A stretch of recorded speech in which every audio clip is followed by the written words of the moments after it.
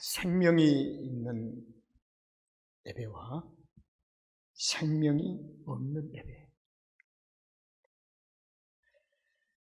사실은 이 금주 초에 생명이 있는 예배와 죽음 예배라고 하는 타이틀을 정했어요. 생명이 없다는 것은 죽음이거든요. 그래서 제목이 너무나 처음부터 무겁게 다가와서 제목을 생명이 있는 예배와 생명이 없는 예배, 이렇게 제목으로 정했습니다. 생명이 있는 예배는 로마서 12장 오늘 읽은 말씀에 보니까 영적 예배라고 합니다. 영적인 예배다. 그리고 거기에서는 영적인 예배가 품고 있는 내용은 거룩한 제사다. 거룩한 제사. 이 거룩한 제사는 전에 산 제사라고 했습니다. 그래서 거룩한 산 제사라는 이 말은 생명이 있다는 것입니다. 생명이 있는 예배. 생명이 있는 예배는 예수님의 참 모형입니다.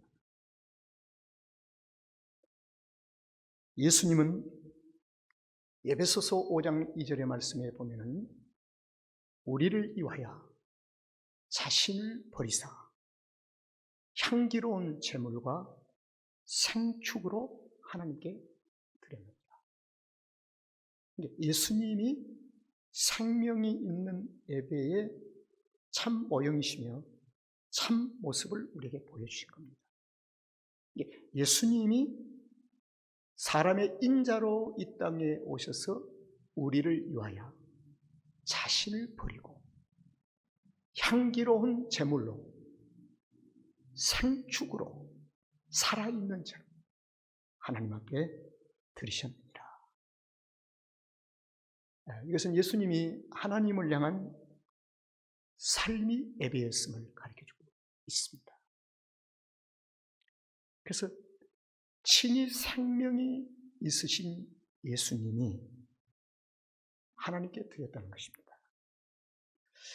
그러면 생명이 없는 예배는 무엇일까? 예수님이 가르쳐 주셨어요. 생명이 없는 예배. 요한복음 4장 22절을 보면은 예수님이 하신 말씀입니다. 너희는 알지 못하는 것을 예배하고, 알지 못하는 것을 예배하고 우리는 아는 것을 예배합니다. 이는 구원이 유대인에게서 남이라. 유대인 여기는 예수 그리스도, 유대 지파에서 오신 예수 그리스도 메시아, 그리스도로부터 구원이 있느니라. 그러면 알지 못하고 예배하는 자가 있고 알고 예배하는 자가 있다는 거지. 그러면 생명이 있는 예배는 알고 예배하는 거고, 생명이 없는 예배는 알지 못하고 하는 예배다. 예수님이 친히 말씀해 주셨어요. 그 당시 예루살렘의 성전에서 제사는 계속 정기적으로 이루어집니다. 그러나 예수님이 예루살렘의 성전의 제사를 향해서 저들은 알지 못하고 예배하는 자들이다. 사마리아 성에 있는 그 성전에서 예배하는 그들을 향해서 알지 못하고 예배하는 자들이다. 이 말을 바꿔 쓰면 죽은 예배를 드리고 있다. 여러분, 이 시대에 주님 오실 날이 가까운 이때에 너희의 예배 생활이 신령과 진정으로 예배할지니라. 예수님 말씀하셨어요. 예배의 가치를 높이고 예배의 삶을 소중하게 여기는 이것이 얼마나 이 시대에 중요한지 모르겠습니다. 여러분, 구약의 제사는 신약의 예배로 성취가 됩니다. 이건 완성되었다는 것입니다. 그러면 신약의 예배의 완성은 예수 그리스도를 중심으로 예배가 완성됐다는 거예요. 성취되었다. 자, 그러면 구약의 제사인 신약의 예배는 두 개의 예배로 신약에서 우리에게 가르치고 있습니다. 하나는 공적인 예배. 이 공적인 예배를 장로교의 헌법에서는 공예배라고 표현합니다. 공예배. 공적인 예배다. 이 공적인 예배라는 이 말은 회중들을 모아놓고 주일날 함께 드려진 예배를 공적인 예배라. 그리고 신약에서는 동시에 개인 예배로 구별을 시킵니다. 그래서 구약의 제사인 신약의 예배가 신약에 와서는 공적인 예배와 개인적인 예배로, 개인적인 예배 하니까 여러분들이 조금 의아한 분도 있는데 잠시 후에 여러분들을 클리어시켜 줄 겁니다. 그런데 공적인 이 예배와 개인 예배가 단절이 아닌, 서로 다른 것이 아닌 한 몸의 개념으로 받아들여야 합니다. 한 몸, 뗄 수 없는 관계라는 거죠. 분리가 되면 율법주의자가 되고 성전 안과 성전 밖의 삶이 다르는 거예요. 성전 안에와 성전 밖에서의 삶의 생활이 균형을 잘 맞추는 삶을 가리켜서 성숙한 그리스도인이라고 합니다. 만약에 성전 안에서는, 예배 안에서는 거룩한데 밖에 나가서는 몰래 할 게 다 하고 다닌다면 이것은 예배의 한 몸의 개념이 무너져 버리는 겁니다. 그래서 두 개 중에 하나도 저울에 달아서 무시할 수가 없는 아주 소중한 가치가 있습니다. 자, 그러면 구약 성경에서는 대부분의 공적인 예배를 중심으로 이루어집니다. 공적인 예배. 그러면 공적인 예배의 중심은 뭐냐면 회막 중심으로. 회막 중심으로. 그리고 구약 성경에서 공적인 예배에 가장 자주 선지자들이나 제사장들을 통해서 외치고 소리치는 보이스가 하나 있어요. 모여라, 모여라. 그래서 회막을 중심으로 모여라 합니다. 그러면 대제사장과 제사장을 중심으로 해서 제사를 준비하고 온 백성들이 모여서 회막을 중심으로 주목합니다. 모여라. 이 모여라고 하는 이 소리는 공적인 예배의 아주 중요한 출발입니다. 모여라. 그러면 신약 성경에서는 공적인 예배와 개인 예배를 아주 수평적으로 균형을 잘 보이고 있는데 이것을 가리켜서 신약 성경에서는 여전히 구약의 외침이 있어요. 구약에서 모여라 하는 것처럼 신약에서 히브리서 10장 25절의 말씀을 보면은 그날이 가까움을 볼수록 더욱 그리하라. 모이기를 패하는 습관이 되지 말라. 이거 모이라는 것이거든요. 모이는 것을 패하는 이 습관이 되지 않도록 하라. 여러분, 이 말씀 앞에 우리 모두가 한번 비춰본다면 팬데믹 3년은 많은 그리스도인들에게 패하는 습관이 침투해서 그리스도인들을 사로잡았습니다. 사로잡았어요. 그래서 이는 모여라 하는 소리가 들리질 않아요. 패하는 습관이 삶으로 출현이 되어버리고 말았어요. 3년 동안. 이게 모이는 것이 굉장히 힘들어요. 부자연스러워요.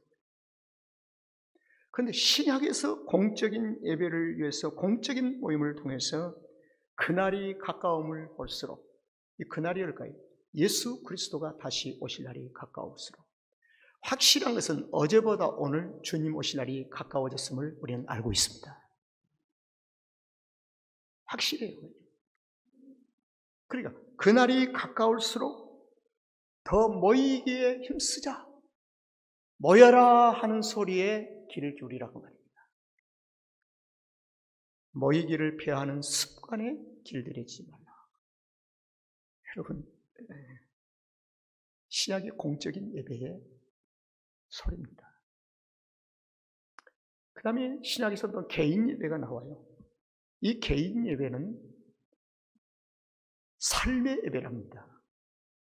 성도의 모든 삶은 공적인 예배를 출발로 인해서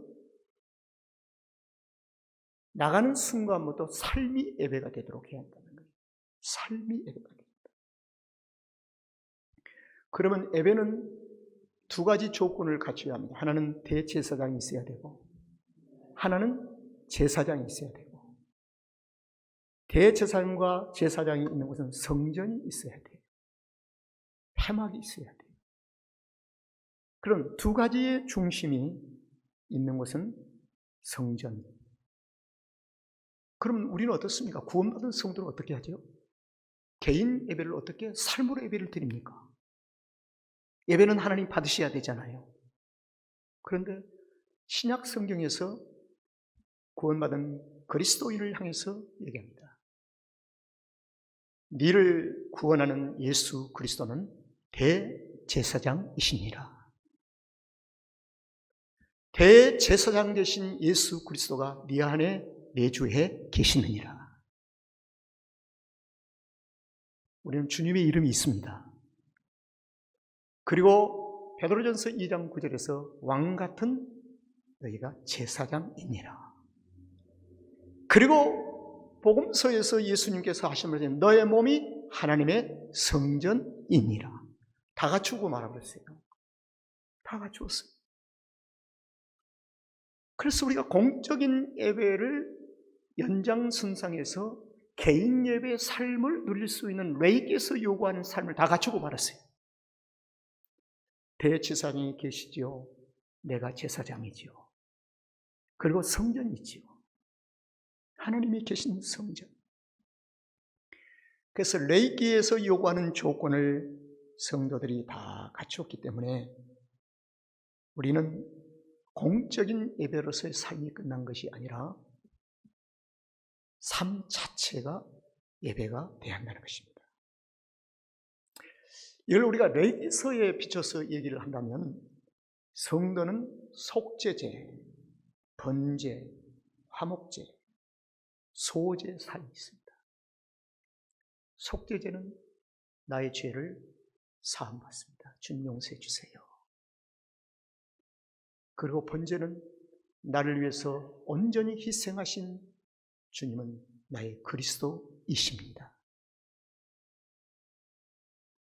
그리고 화목제는 예수 그리스도를 통해서 하나님과 내가 화목을 이루고 있습니다. 교제를 합니다. 그러니 나는 이제부터 하나님이 거룩하시니 나도 거룩해야 할 부르심이 있기 때문에 거룩한 자로서의 삶을 살아가겠습니다. 소제. 그래서 레이기에서 요구하는 4대 제사가 오늘날 신약에 있는 모든 그리스도인들에게 적용이 된 거예요. 있다는 겁니다. 우리 안에. 그러므로 성도는 공적인 예배와 개인 예배의 삶은 선택이 두 개 하나를 선택하는 것이 아니라 공적인 예배로 시작하여 삶으로 드려진 예배로 가야 합니다. 자, 그러면 한 주의 첫날이 주일입니다. 그렇죠? 그러면 주일 첫날, 한 주간의 7일 동안 첫날이 주일과 다음 주일날 하나님 앞에 공적인 예배를 우리가 드리고 여기서 받은 하나님의 은혜가 우리의 삶으로 가니 월화수목금토 하나님의 생명의 축복이 생수의 강에서 흘러갈 줄로 믿습니다. 이 원리예요. 그러니까 성경적인 하나님의 거룩한 이 우리에게 삶의 길을 인도하는 것은 분명하고 정확합니다. 그래서 조금 여러분들이 거북스러워도 얘기를 좀 들으세요. 주일에 대한 공적인 예배를 실패하면 한 주간을 기대할 수가 없습니다. 그냥 하나님의 긍휼하심을 구할 뿐이지요. 불쌍히 여겨주세요라고 구할 뿐이지요. 사실은 축복의 물을 우리가 받는 것이 참 힘들어요. 그래서 성도에게는 주일이 굉장히 중요합니다. 그래서 공예배와 개인 예배를 두 개를 놓고 굳이 어느 것이 우선순위냐고 묻는다면, 굳이 묻는다면 공예배가 우선순위가 되어야 할 것입니다. 그 이유는 우리 공예배 시간에 구원받는 사람도 있지만 길거리에서 복음을 전달받고 주님을 구주로 영접한 사람이 있어요. 그건 구원입니다. 그럼 구원받은 성도를 가리켜서 교회라고 가리킵니다. 순간. 그러면 교회라고 일컬음을 받으면 교회는 반드시 에클레시아, 그 교회는 공동체 속으로 하나님께서 그 삶을 미래를 위해서 하나님께서 반드시 모이게 해주신다는 거예요. 그래서 여기에서 무교회 주의자가 아니라 교회 중심이 되는 거예요. 구원받은 성도는 반드시 교회라는 공동체, 이 땅에 사는 동안 지상교회 속에서 한 커뮤니티와 공동체를 이루고 살아야 한다. 왜? 서로 본받으면서 서로 반대편의 실수에서 나는 실수를 하지 않겠다고 하는 결심을 갖게 되고 서로 얼굴이 되어지면서 그 가운데 성령의 임재하심 속에서 교제가 성숙해 가면서 하나님의 나라의 장성한 분량에 이르기까지 우리가 성숙해 갈 수 있다는 것입니다. 그래서 교회를 떠나는 것은 물고기가 물을 떠나는 것과 똑같습니다. 자, 구약에 있는 공예배가 신약의 복음서에서 예수님을 중심으로 모이던 무리들이 산상수훈이라고 그러죠. 설교를 듣습니다. 설교. 그게 교회입니다. 그 설교 속에 하나님의 나라의 팔복이 들어있습니다. 교회 참모형. 그리고 서신서에서 보면은 모여서 기도하고 모여서 찬미 제사를 드리고 말씀 듣고, 그러니까 신약의 예배의 내용에 모든 것이 서신서가 담고 있어요. 그리고 흩어진 것입니다. 성경은 흩어지고 모이고 순위를 그렇게 정하지 않고 모여서 기도하고 흩어지고 순위를 그렇게 얘기합니다. 이것은 공적인 예배의 우선순위임을 성도들이 함께 모여 기도하고 함께 이루어가며 하나님의 나라를 기다리는 삶의 우선이 되어야 할 것을 가르쳐주고 있습니다. 모여서 기도하고 모여서 말씀 듣고 그리고 흩어지고. 자, 죄인이 하나님의 자녀로 회복될 수 있는 유일한 통로가 신약에서는 예수 그리스도지요. 그러나 창세기의 말씀에 보면은 인류가 타락한 직후, 타락하고 바로 직후에 유일한 한 통로를 성경이 기록하고 있습니다. 이게 창세기 3장 24절에 보니까 생명의 길을 주님이 여시고, 생명의 길, 그리고 하나님께서 천사들을 보내서 생명의 길을 지키게 하십니다. 아무나 못 들어와요. 거룩함을 입은 자들이 생명의 길을 걷게 돼 있어요. 그 거룩함은 신약에서 주님을 만난 자, 주님의 십자가에 흘리신 보혈의 피로 죄 사함을 받은 자만이 생명의 길로 가는 것입니다. 그리고 동시에 성경 창세기 2장 10절의 말씀을 보면은 공적인 예배를 의미하는 아주 중요한 중심이 소개됩니다. 이거를 가르쳐서 예표하는 상징적인 의미에서 하나님의 신령한 보좌를 가리킵니다. 하나님의 중심이 된다. 강이 에덴에서 발원하여 동산을 적시고 거기서부터 4개의 근원이 동서남북으로 그 생수의 강물이 흘러갑니다. 그래서 온 누리가 사는 것입니다. 여기서 이 발원이라고 하는 것이 굉장히 중요한데, 이 발원은 중심, 흐름 어디서 물을 받아서 하는 것이 아니라 자체에서 발원한다. 이걸 가르쳐서 하나님께서 아브라함에게 말씀하신 너희는 복의 근원이 되어라.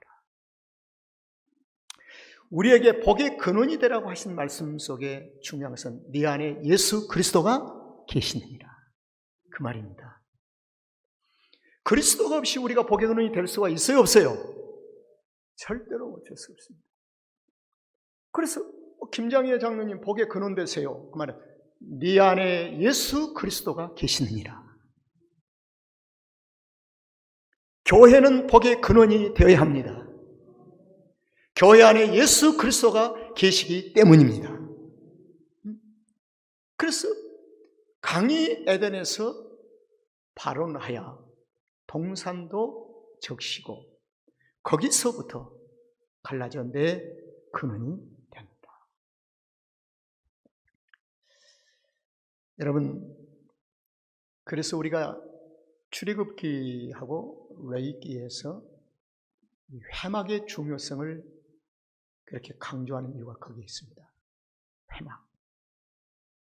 그래서 레위기서의 중요한 내용 중에 하나가 뭐냐면 회막을 중심으로 모이라는 것입니다. 그래서 레위기서 8장 3절에 보면은 온 회중을 회막문에 모으라는 것입니다.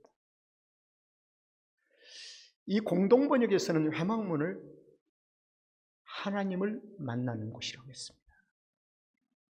온 회중을 하나님 만나는 곳으로 모여라, 이렇게 기록을 했어요. 우리가 왜 이 예배가 하나님의 임재하신 예배가 되도록 우리가 준비할 이유가 여기 있습니다. 모든 성도가 외 없이, 한 명도 외 없이 예배에 참석한 모든 성도들이 여호와를 만나야 하기 때문입니다. 여호와를.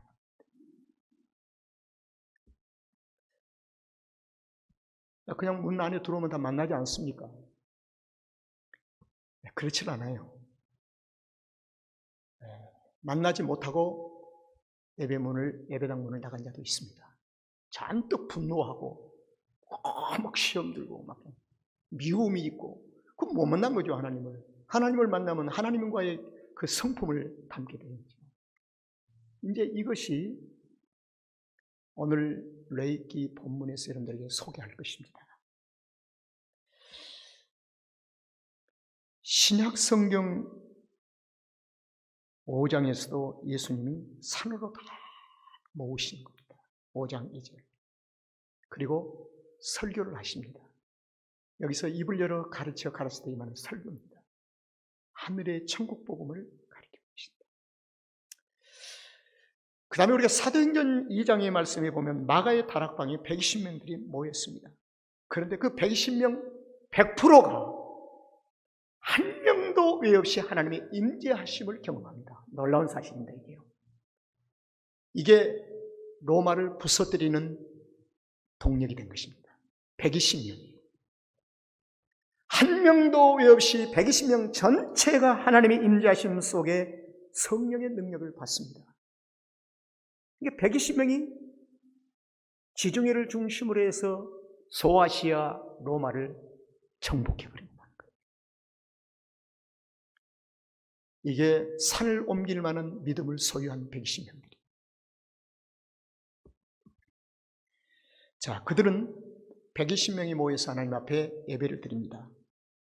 사도행전 1장 14절 15절의 말씀에 보면은 여기서 아주 중요한 단어가 있습니다. 더불어 마음을 같이하여, 이것은 함께 했다는 것입니다. 이건 공적인 예배를 가리킵니다. 함께 모였다는 거예요. 그리고 전혀 기도에 힘씁니다. 누가 잘 살고 누가 시험 들고 이거 생각하는 머리가 있는 것이 아니라 전혀 여호와를 향하여 하나님 앞에 기도하는 것입니다. 그래서 예배의 주목은 온전히 여호와께. 오늘 오는데 파킹장에서 목사님과 대화를 만났는데 목사님이 예전에는 막 할렐루야 그러더니 오늘은 그러고 와서 뭔가 나한테 토라진 적이 있나. 그리고 예배 내내 그 생각에 사로잡혀 있는 거예요. 이러한 모든 것이 우리 예배 속에서 하나님을 향해서 전혀 기도에 힘쓰는 삶을 방해하는 방해적인 요소가 되는 것입니다. 여기에서 영적인 예배의 실패로 들어가는 거예요. 그래서 우리가 하나님의 성전에 오면은 준비한 사람은 여호와를 경배하는 것입니다. 주님을 주목하는 거예요. 그래서 120명은 공적인 예배를 하나님 앞에 영광을 나타내고 그리고 흩어진 개인 예배의 삶으로 넘어갑니다. 그러니 그들이 가는 곳마다 막 기적이 나타나고 표적이 따르고 막 역사가 나타나는 거예요.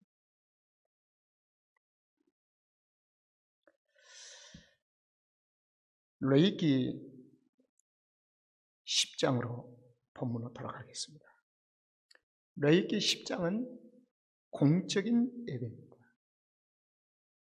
아론이 대제사장이 된 후에 첫 제사를 하나님 앞에 드리는 첫 예배입니다. 그런데 첫 번째 드리는 이 공예배 속에 생명이 있는 예배와 생명이 없는 예배의 두 모습이 있다는 겁니다. 이걸 지금 오늘 성경 본문에서 우리에게 가르치고 있는 내용이에요. 이 예배 속의 이 사건은 개인적으로는 비극적인 사건이지만 두 사람의 실수를 기록하는 데 목적이 있는 게 아닙니다. 하나님의 구속사적인 관점에서 이 말씀을 우리가 접근을 하는 겁니다.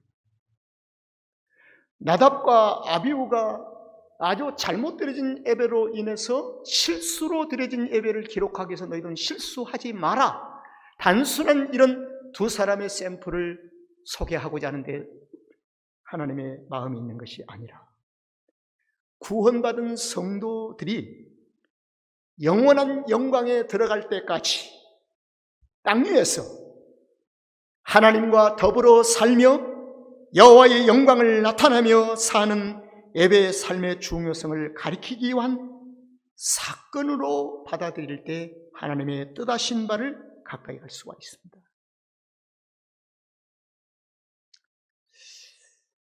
이 두 사람의 비극적인 사건이 하나님과의 관계로서 끝났다고 한다면 이 사건을 좀 감춰버리시지.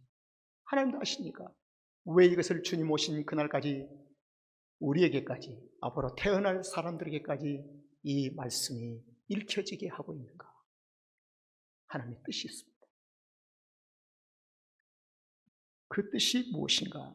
레위기서 10장 3절 아주 중요한 요절입니다. 우리 한번 다 같이 읽어보실까요? 시작.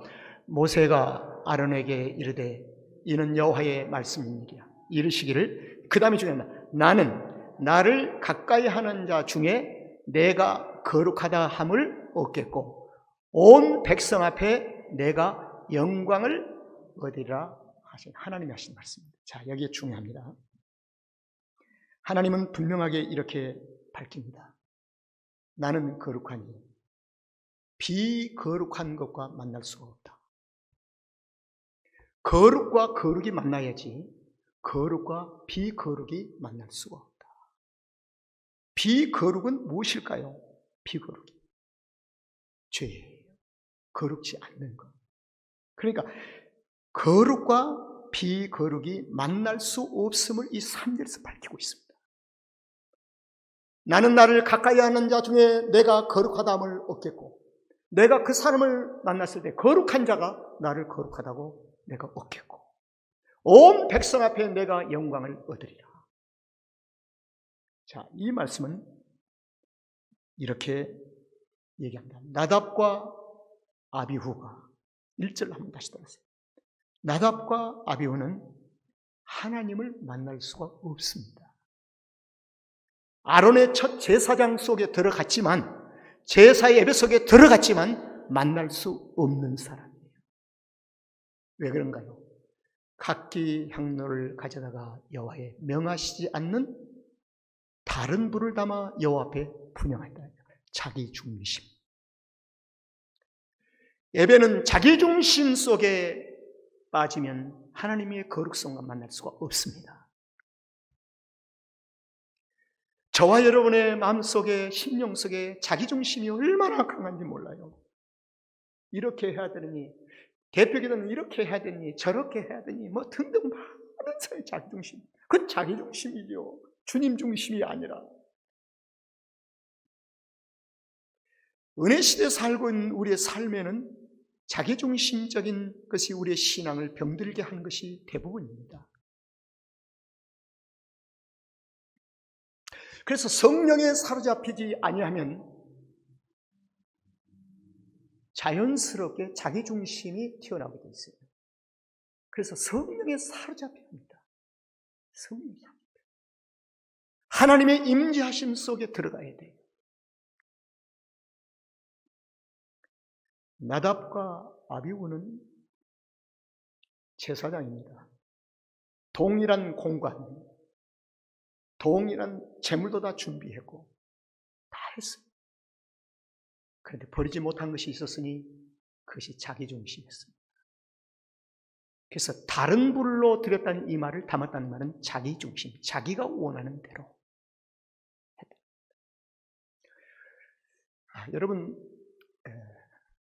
여러분보다 목회자인 제가 참 자기중심의 늪에 빠질 가능성이 많습니다. 하나님의 말씀 앞에 거울의 자신을 수시로 비춰보지 아니한다면 목사의 목회 경험의 중심에 빠져 성령의 임재하심과 상관없이 시스템으로 교회를 돌볼 때가 많이 있어요.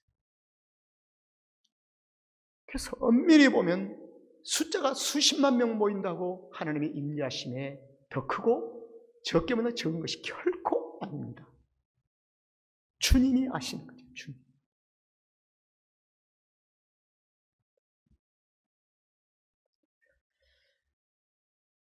나답과 아비후는 다 준비해서 들어갔지만 성전에서 제사가 예배가 시작되면서 자기 중심을 버리지 못하고 출발을 합니다. 이 말은 예수님 중심이 아니라 죄의 출발을 의미합니다. 이 두 사람은 먼저 속죄의 죄와 번제가 적용이 돼야 합니다. 자신이 죄인임을 철저하게 고백하고 자기 중심의 모든 것을 소멸시킨 후에 들어가야 합니다. 그래서 속죄의 죄와 번제와 화목제를 잃어버린 나답과 아비후, 소제만 가지고 들어갑니다. 소제. 이 소제만 가지고 들어가는 행위 보니까 바리새인이죠. 내가 의롭게 살았습니다. 나는 저 세리와 같지 않습니다. 여기에 두 사람의 실패가 있습니다. 이것을 저와 여러분이 영광의 나라 그날에 들어갈 때까지 이 땅에서 구속사적인 비유에서 이 말씀을 오늘 기록한 목적이 있다는 것입니다.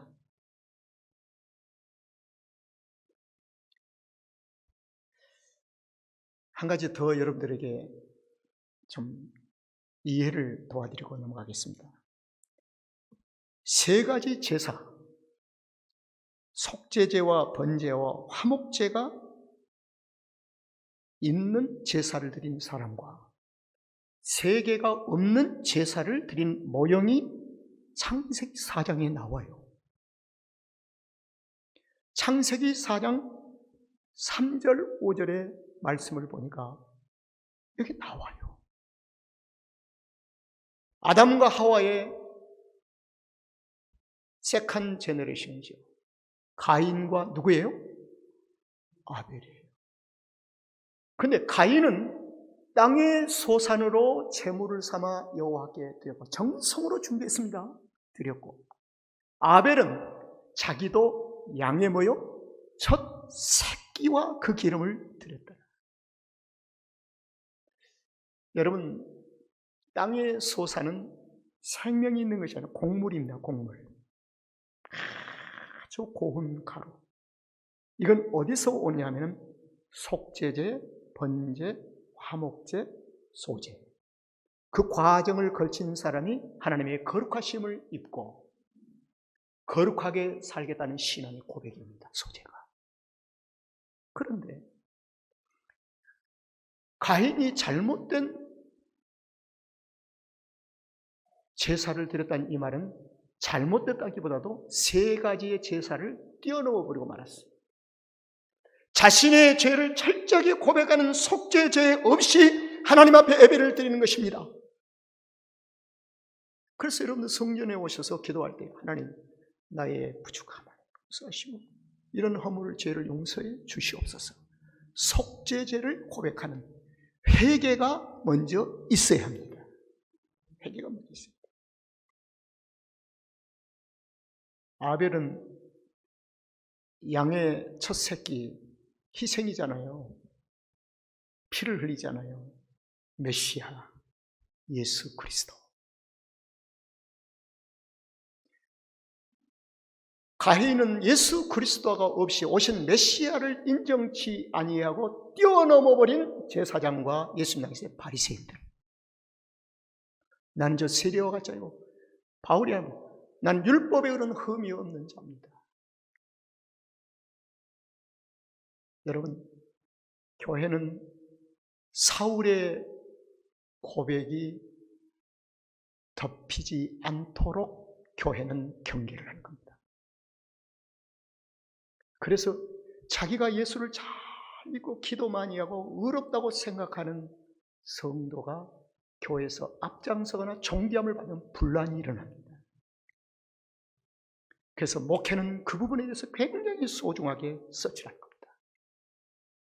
가장 사랑스럽고 가장 귀한 성도의 참모임이 뭘까? 자신의 부족함을 고백하며 자신의 죄를, 속죄죄를 고백하는 자가 주님이 기뻐하십니다. 그런 자를 통해서 주께서 큰 일을 이루어 가신다는 것입니다. 이제 말씀을 좀 정리를 해 나가 보겠습니다. 사실 타락한 인류를 하나님께서 구원하기 시작하신 그 구원의 시작이 속죄제와 번제로 시작이 됩니다. 창세기 3장 21절의 말씀을 보면은 하나님께서 아담과 그 하와가 타락한 후에, 직후에 하나님께서 아담과 그 아내를 위하여 무슨 옷을 지어 입혔다고요? 가죽옷을 지어 입힙니다. 이 가죽옷, 동물의 가죽옷을 지어 입히기 위해서는 희생이 따라야 합니다. 희생 제사가 시작된다는 거예요. 속죄제. 하나님께서 성육신 하심으로 희생할 메시아를 예표합니다. 유일하게 가죽옷을 지어 입히시고 생명의 길을 보호하시며 하나님께서는 그 길로 인도하시는 하나님, 구속가.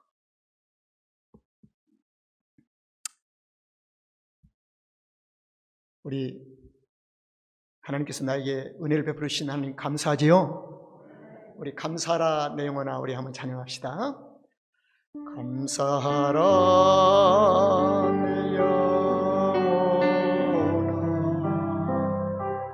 감사하라 내 영혼아, 내 속에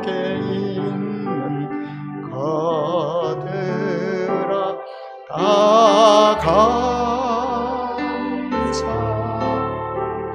우리에게 향하신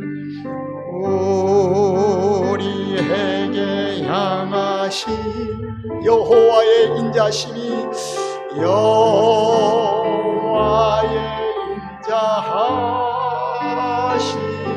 크고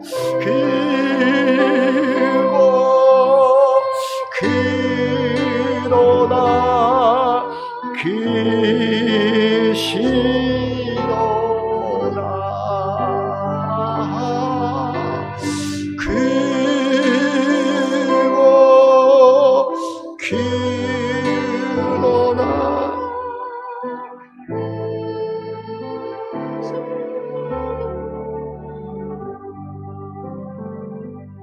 여러분,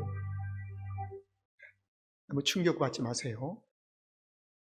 80년 동안 제사와 예배를 드렸던 한 사람이 생명이 없는 예배를 드려왔답니다.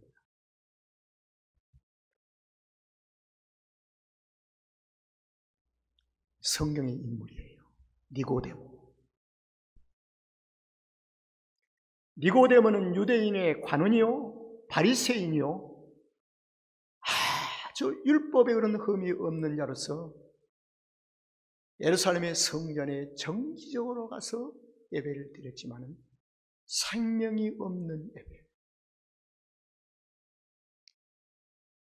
나이가 들어가면 들어갈수록 공허함이 찾아옵니다. 뭔가 텅 비어버리는 거예요. 내가 예수를 잘 믿는지, 하나님을 잘 숨기는지 막 공허함이 찾아옵니다. 생명이 없는 예배는 공허함과 목마름이 있을 뿐입니다. 생명이 없는 예배를 드리고 난 후에 가정으로 삶에 가서도 분노가 있고 하나님의 나라의 언어가 사용되지를 않습니다. 니고데모 80년 동안 너무 공허함을 가지고 견딜 수가 없는데 오늘날 어떤 한 사람이 지나가면서 그 유대 청년 예수를 만나보면 그 생명이라고 하는 그 문제를 답을 얻을 수 있다라고 하는 것이 깃전에 꽂힌 것을 기억하여 한밤중에 야밤에 예수님이 계신 곳을 찾아서 문을 두드렸습니다. 예수님이 니고데모를 보는 순간에 주님은 이렇게 말합니다. 네 안에는 생명이 없느니라. 이 말씀을 다르게 얘기합니다. 사람이 거듭나야 하나님의 나라를 볼 수 있느니라. 생명이 없다니, 거듭남이 없다는 말입니다. 생명이 없이, 그 생명이 없이 80년 동안 예배를 드려 얼마나 공허했겠습니까? 그래서 그 자리에서 니고데모는 예수님을 구주로 영접합니다. 생명을 받아들여요.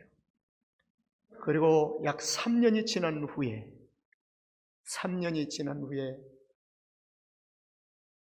니고데모는 몰약을 준비하여 말구에서 탄생하신 예수님 앞에 동방박사들이 별을 따라 가져와서 예물을 드렸는데 황금과 유황과 몰약을 가지고 왔습니다. 이 세 가지는 예수님을 가리킵니다. 예수님의 삶을 가리켜요. 몰약은 예수님의 고난과 죽으심을 가리킵니다. 그래서 십자가에 죽어 계시는 주님을 니고데모가 찾아가서 몰약으로 장례를 치릅니다. 이 말은 주님의 예수 그리스도의 고난과 주님의 죽으심을 경배하는 것입니다. 바로 우리의 예배가 어디서 출발해야 되는가? 속죄와 번제로부터 예배가 출발을 해야 합니다.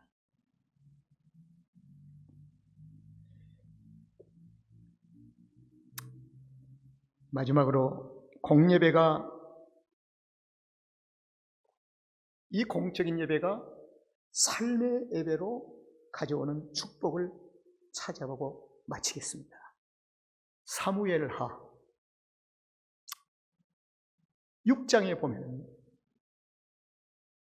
하나님의 언약궤를 옮겨 다윗성 자기에게로 메어 가기를 다윗이 즐겨하지 아니하고 치우쳐 가드 사람 오벳 에돔의 집으로 메어 간지라. 그리고 여호와의 언약궤가 가드 사람 오벳 에돔의 집에 석 달을 있었는데 여호와께서 오벳 에돔과 그 온 집에 복을 주시느니라. 할렐루야. 생명이 있는 집, 생명을 그대로 가지고 가서 가정에 생명이 들어가는 그 가정이 복을 받습니다. 축복이지요, 축복. 그래서 저와 여러분이 가는 곳마다 복을 받아야 돼요. 복의 근원이 되는 것입니다. 결론의 말씀을 마치겠습니다. 매일 생명이 내 안에 있는지 확인하며 살아야 돼요. 물론 구원은 떠나지 않습니다. 그러나 생명이 역동성있게 내 안에 있는지를 확인하며 살아야 합니다. 확인하는 것이 하나님과 교제가 활발하고 예수님 중심의 생활을 하는 것입니다. 오늘도 생명이 있는 예배로 여러분 가정으로 오벳 에돔처럼 여러분의 가정으로 가져가셔서 여호와께서 복 주심 같이 여러분의 가정이 한 주간이 복되기를 주의 이름으로 축원합니다.